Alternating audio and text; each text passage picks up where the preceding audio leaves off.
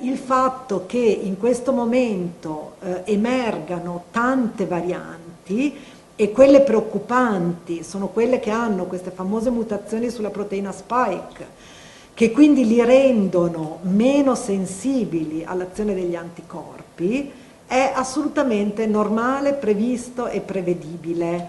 quindi non c'è niente di particolarmente preoccupante. Il messaggio che va dato è che bisogna continuare a controllare la circolazione del virus, quindi vuol dire continuare a tracciare, a fare i tamponi e a sequenziare i casi positivi in modo da evidenziare eventuali fenomeni che possano essere preoccupanti rispetto alla copertura vaccinale. Ci tengo anche a dire subito che in questo momento non c'è una preoccupazione reale in questo senso, nel senso che tutte le varianti, anche la Delta di cui parleremo, che oggi è un po' alla ribalta, vengono tenute sotto controllo dalla vaccinazione, da qualsiasi vaccino, quindi non c'è una differenza sostanziale nelle tipologie di vaccino. Quindi tutti i vaccini oggi sono efficaci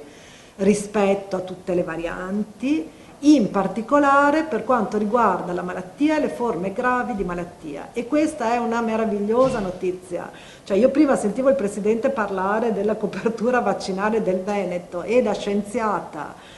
veramente mi stavo commuovendo, perché è un miracolo questa cosa che la scienza ha fatto. Cioè, oggi noi stiamo parlando di milioni di italiani che hanno già una copertura vaccinale, molti di loro hanno una copertura vaccinale completa